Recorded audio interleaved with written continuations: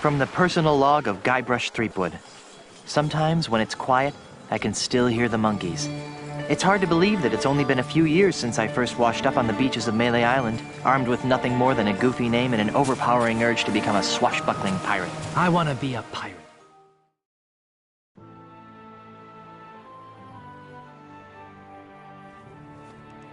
The year is 2000. The world of video games is in flux, rapidly transitioning from the beloved 2D sprites of yesteryear to the burgeoning, often awkward realm of 3D. In this landscape, LucasArts, a name synonymous with witty, engaging point-and-click adventure games, released its fourth installment in the iconic Monkey Island series, Escape from Monkey Island. This was not just another sequel, it was a bold step into a new dimension, and for many, a bittersweet farewell to an era. The Monkey Island series itself was born from a desire to innovate within the adventure game genre. Back in the late 1980s, Ron Gilbert, along with Tim Schafer and Dave Grossman, pioneered a new approach at Lucasfilm Games, later LucasArts.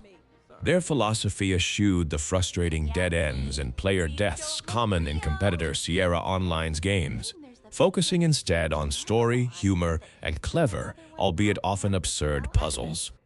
The original Secret of Monkey Island 1990 drew inspiration from Gilbert's childhood memories of Disneyland's Pirates of the Caribbean ride and the historical fantasy novel On Stranger Tides, blending swashbuckling adventure with a distinctive, self-aware humor. By 2000, however, the adventure game genre was perceived by many as waning, and LucasArts itself was shifting its focus towards more action-oriented Star Wars titles.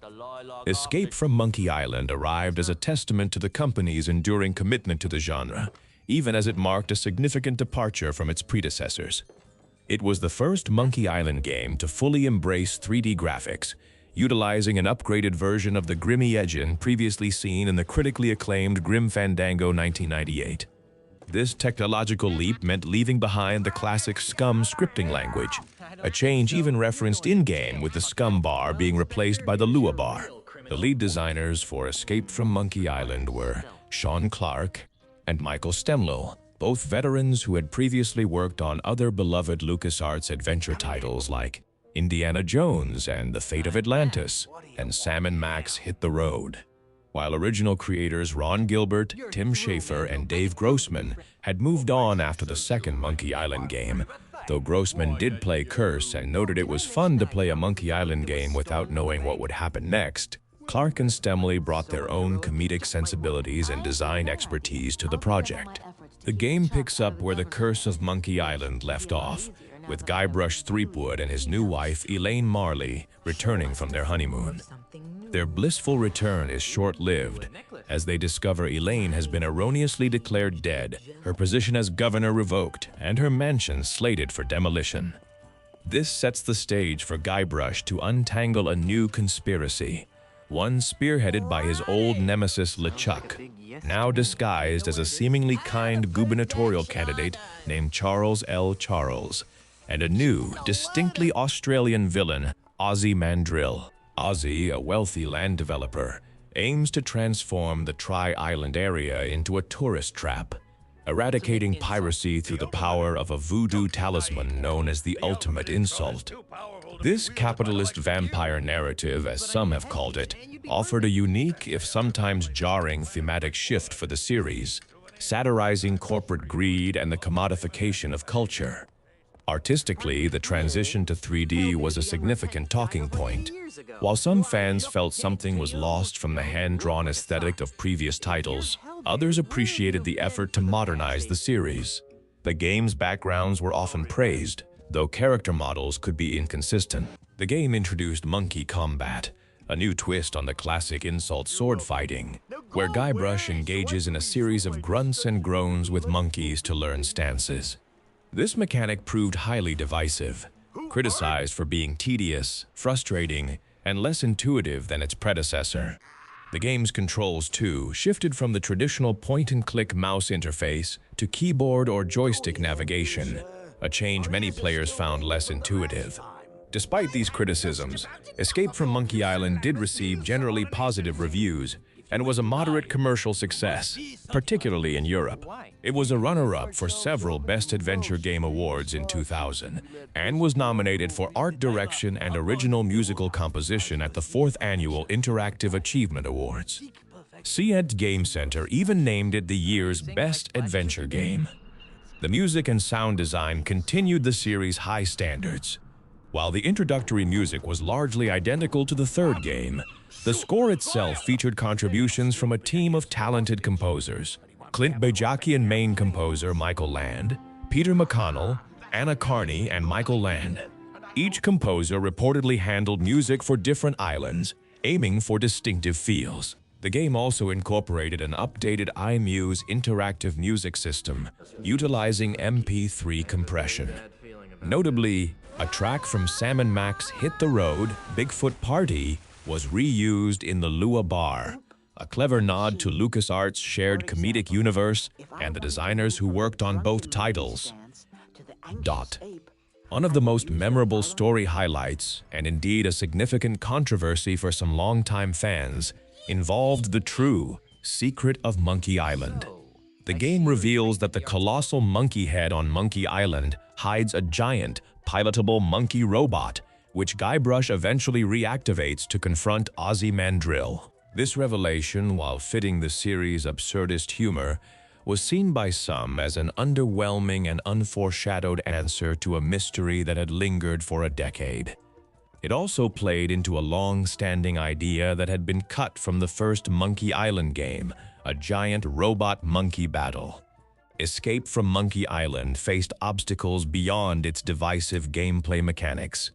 It was released at a time when the adventure game genre was struggling to adapt to a rapidly changing industry. While LucasArts publicly stated they were happy with the game's success, the company ultimately ceased development on adventure games after Escape from Monkey Island, canceling several planned titles like Full Throttle, Payback, and Sam & Max Freelance Police. This effectively made Escape from Monkey Island the last original LucasArts adventure game to be released. Over time, the perception of Escape from Monkey Island has been complex. While some players fondly remember it as a fun and enjoyable entry, often defending its humor and design, others view it as the weakest or least favorite in the series, primarily due to the 3D graphics, tank controls, and the monkey combat mechanic. The game's lack of a re-release, unlike the first two Monkey Island titles, also contributed to its somewhat forgotten status for a period. Yet, even with its flaws, Escape from Monkey Island holds a unique place in the series' history. It represents a pivotal moment, a valiant attempt to evolve a beloved franchise in a new technological era, and ultimately, a bookend to LucasArts' legendary run in adventure game development. It stands as a testament to the enduring charm of Guybrush Threepwood and the whimsical world of pirates, even as it navigated the choppy waters of industry change.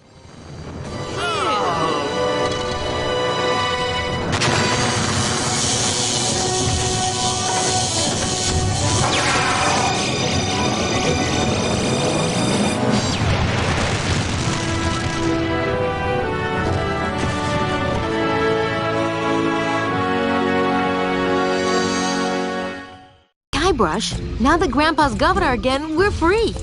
We can go wherever and do whatever we want. I want to be a pirate. Elaine? Whoa!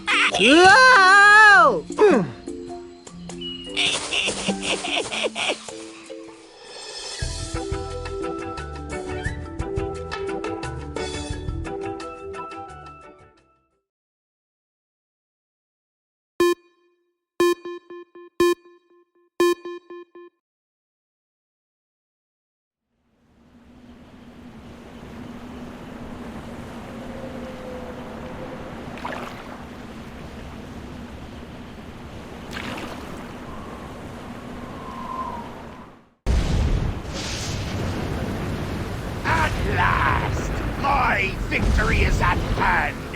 Har, har, har. The year is 2009. The landscape of video games is a dynamic tapestry, vibrant with the explosive growth of first-person shooters, sprawling open worlds, and the burgeoning indie scene. Yet, for a devoted legion of fans, a particular genre, once a titan, felt like a relic, the point-and-click adventure game. LucasArts, the pioneering studio behind some of the genre's most beloved classics, had largely moved on, leaving iconic franchises dormant.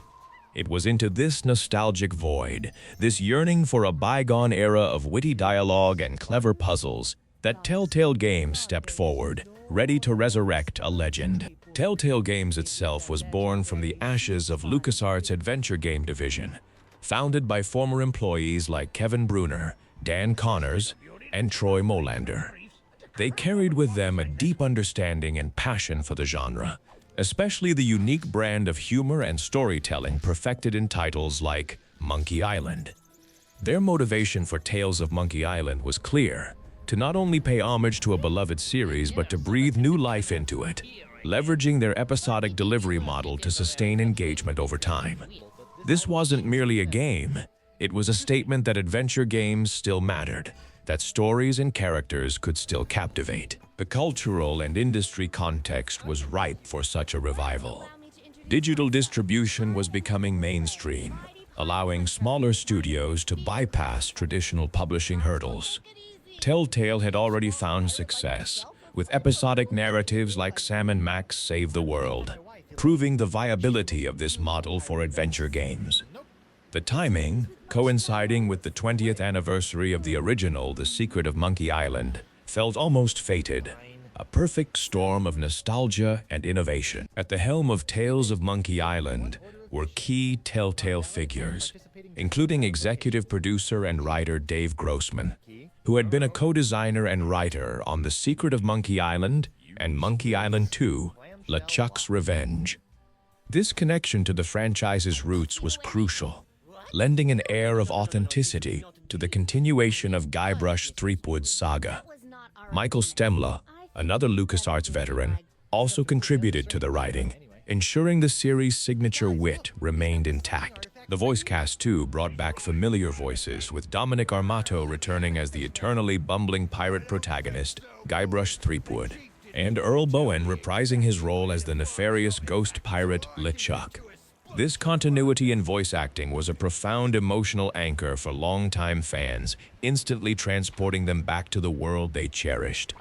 Development was not without its creative challenges. How do you continue a story so beloved, so intricately woven into the fabric of gaming history, without alienating its most ardent followers?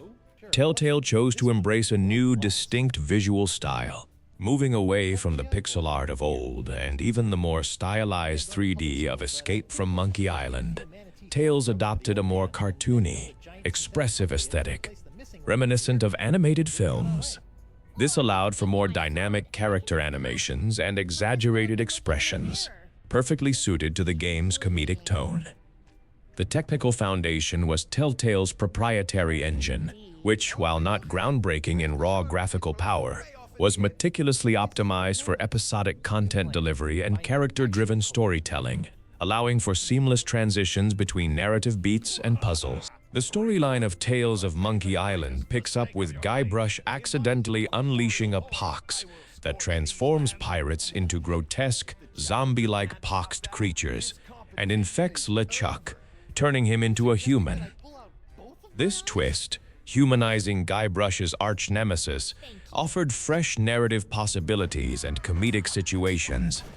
Guybrush's quest to cure the pox takes him across the Caribbean, involving a magical manatee, a mystical jungle, and the formidable Marquis de Singe, a French physician obsessed with Guybrush's pox-infected hand.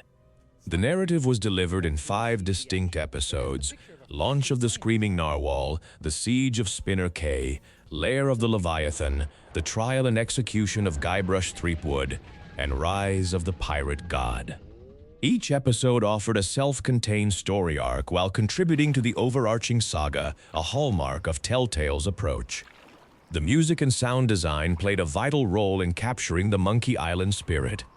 Michael Land, the original composer for the series, returned to craft the score, ensuring that the iconic Caribbean-inspired themes, filled with steel drums and jaunty flutes, felt both familiar and fresh. His compositions perfectly complemented the whimsical atmosphere, enhancing both the humorous moments and the more dramatic turns of the plot. The sound effects, from the squawk of parrots to the clanking of pirate swords, were meticulously designed to immerse players in the vibrant, often absurd world. Upon its release, Tales of Monkey Island was met with generally positive reception. Critics praised its witty writing, engaging puzzles, and the successful continuation of the beloved franchise. Many lauded Telltale for capturing the essence of Monkey Island while evolving its presentation. The episodic model was largely seen as a strength, allowing players to savor each chapter. The game garnered several accolades, including IGN's Best PC Adventure Game of 2009 and Adventure Gamer's Best Traditional Adventure Award, solidifying its place as a worthy successor. Its market impact was significant, demonstrating the enduring appeal of classic adventure game franchises and further establishing Telltale as a leader in the episodic narrative space. The community influence was profound. Longtime fans who had waited years for a true continuation of Guybrush's story largely embraced Tales. While some purists initially expressed reservations about the new art style or certain plot directions, the overall sentiment was one of gratitude and excitement. The game sparked renewed interest in the Monkey Island series, introducing it to a new generation of players and reigniting discussions about its legacy.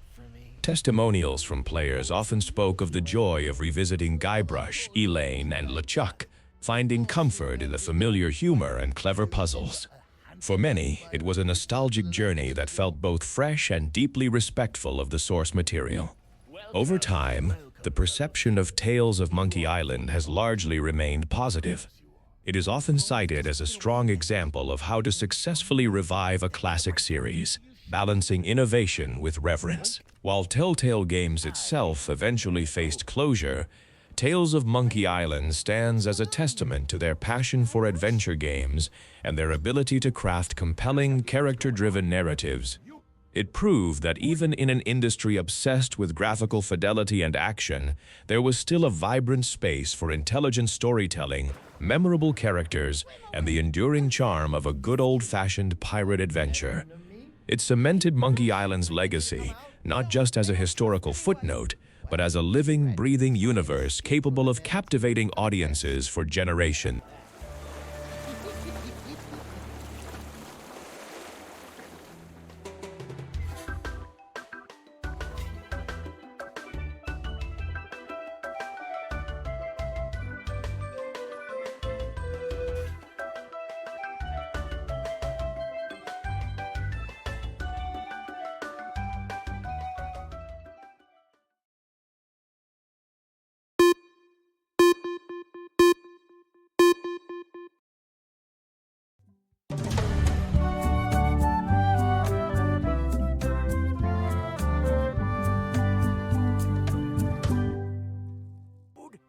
For decades, the name Monkey Island has evoked a particular magic in the hearts of adventure game enthusiasts.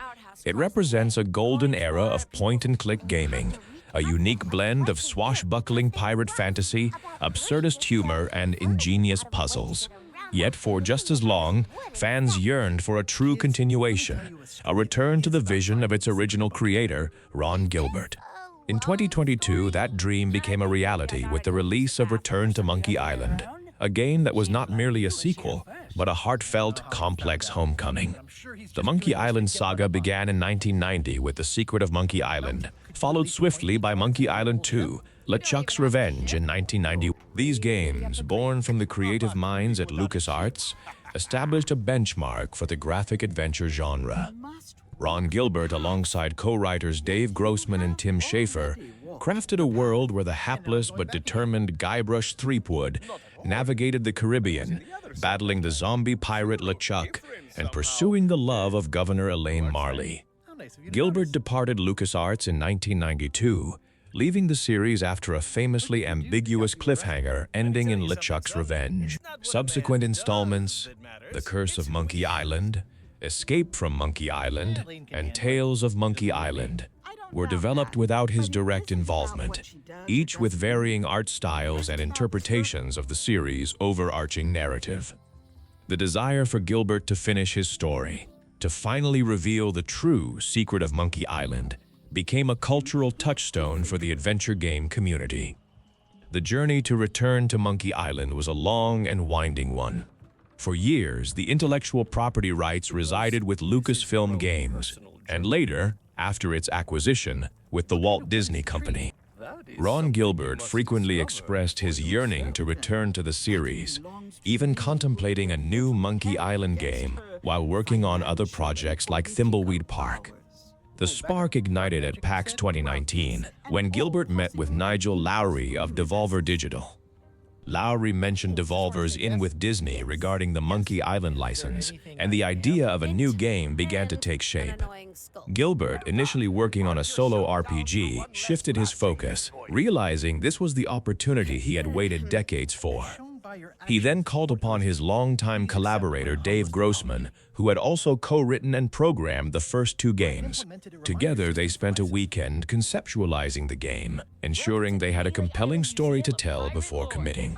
The project was kept under an almost impenetrable veil of secrecy for 2 years, with a small core team of about 24 working remotely, a fact that ironically aided in keeping the lid on the Manhattan Project of games during the global pandemic. Ron Gilbert served as director and writer, with Dave Grossman as co-director and co-writer. Their combined experience was instrumental in recapturing the unique voice and puzzle design of the originals. Art director Rex Crowell, known for his distinctive work on games like Knights and Bikes and Tearaway, brought a fresh visual perspective. The game's music saw the triumphant return of the original composers, Michael Land, Peter McConnell, and Clint Bajakian, whose iconic themes are synonymous with the series. Their familiarity with the franchise allowed them to seamlessly craft a soundtrack that was both nostalgic and new. Dominic Armato reprised his role as the voice of Guybrush Threepwood, a voice deeply ingrained in the fanbase's memory. Alexandra Boyd returned as Elaine, and Denny Delk as Murray the Talking Skull. The role of LeChuck, however, was recast to Jess Harnell, as original voice actor Earl Bowen had retired. One of the most significant and initially controversial aspects of Return to Monkey Island was its artistic direction. Departing from the pixel art of the first two games and the more traditional cartoon styles of later entries, the game adopted a distinctive, stylized look. This decision sparked considerable debate among fans, some of whom expressed disappointment and even toxicity over the departure from nostalgia. Ron Gilbert, however, was resolute in his vision. He explained that the original Monkey Island games weren't pixel art games, but rather used state-of-the-art tech and art of their time. His intention for Return to Monkey Island was to keep pushing forward and not create a retro game or a throwback. He wanted the art to be provocative, shocking, and not what everyone was expecting, and ultimately, it was the art style I wanted. This bold choice, helmed by Rex Crowell, aimed to make the game visually successful by allowing the team's personalities to shine through and prioritize clarity for the player. Despite initial reservations, many critics and players eventually found themselves embracing the new aesthetic, seeing it as an evolution rather than a betrayal. Development was not without its challenges. Crafting puzzles for an adventure game, especially one with such a legacy, is inherently difficult. Gilbert noted the challenge of designing puzzles when the creators already possessed the solutions, making it hard to gauge difficulty for players. The remote development during the pandemic also meant that the collaborative room for design meetings was virtual, a shift from the old LucasArts days. Despite these hurdles, the team aimed for a balance between honoring the past and introducing fresh material. A Frankenstein's lab approach of keeping the heart, but building a new monster. The narrative of Return to Monkey Island picks up directly after the events of Monkey Island 2, LeChuck's Revenge, while cleverly incorporating elements from the subsequent games into its frame story. Guybrush Threepwood, now a bit older and still unfulfilled, embarks on what he hopes will be his final quest, to finally uncover the true secret of Monkey Island. This quest brings him back to iconic locations like Melee Island, now under new, younger pirate leadership, and introduces new characters alongside beloved returning ones, such as the Voodoo Lady, Stan, and Carla. The story is framed with Guybrush recounting his adventures to his son, adding a layer of meta-narrative and emotional depth. The game retains the series' signature absurdist humor and witty dialogue, but also injects a surprising amount of heart, exploring themes of aging, legacy, and the pursuit of long-sought goals. Upon its release on September 19, 2022, for macOS, Nintendo Switch, and Windows, Return to Monkey Island was met with generally positive reviews. Critics praised its clever puzzles, humorous writing, and the successful return of Gilbert and Grossman to the series. The game was lauded for its streamlined interface, inclusion of a helpful hint system, and a to-do list that modernized the adventure game experience without sacrificing challenge.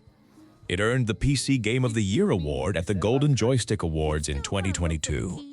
It was also nominated for Best Innovation in Accessibility at the Game Awards 2022, and Outstanding Achievement in Character for Guybrush at the 26th DICE Awards. However, the game's ending proved to be another point of contention for some players. While many found the conclusion emotionally resonant and a fitting capstone to Guybrush's journey, others felt it left too many storylines unresolved or found it anticlimactic, echoing the divisive ending of Monkey Island 2.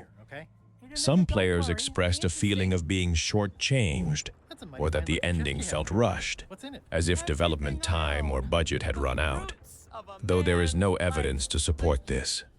Despite these differing opinions on the conclusion, the overall perception of Return to Monkey Island has largely settled into one of appreciation. It is seen as a successful, if at times challenging, effort to bring an iconic series into the modern era, while remaining true to its core spirit. The community influence on Return to Monkey Island was palpable from the moment of its announcement. The sheer anticipation for a new game from Ron Gilbert, coupled with the immediate and passionate reactions to the art style, underscored the deep connection fans had to the franchise. Gilbert himself acknowledged the irony of hardcore Monkey Island fans criticizing the game he wanted to make, expressing sadness over some of the negative comments that led him to stop posting updates on his personal blog. Yet, the overarching sentiment was one of excitement and gratitude for the return of Guybrush and his creators.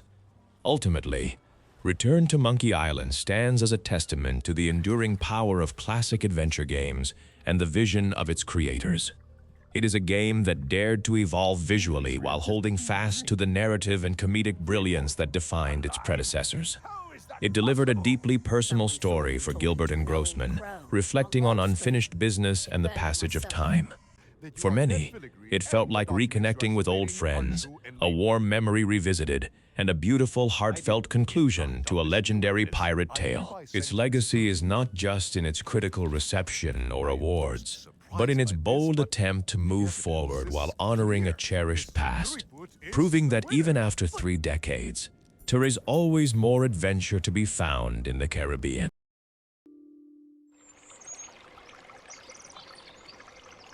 Dad, that was a silly ending, and it didn't even make any sense. You're terrible at endings. I thought you liked silly endings. You and Chucky play the ending of Monkey Island 2 really silly. That's different. We're kids, and we're just goofing around. You're the one who said you can't just change things. You said that's not how storytelling works. I did? I want to know the secret. You have to tell me what you really found in the chest. The secret was really the friends we made along the way. Stories are mainly the middle part, after all. And that's where most of the good stuff is. That sounds like one of those stupid grown-up answers. Mom, Dad won't tell me what the secret is. Are you filling our son's head with your outlandish stories again?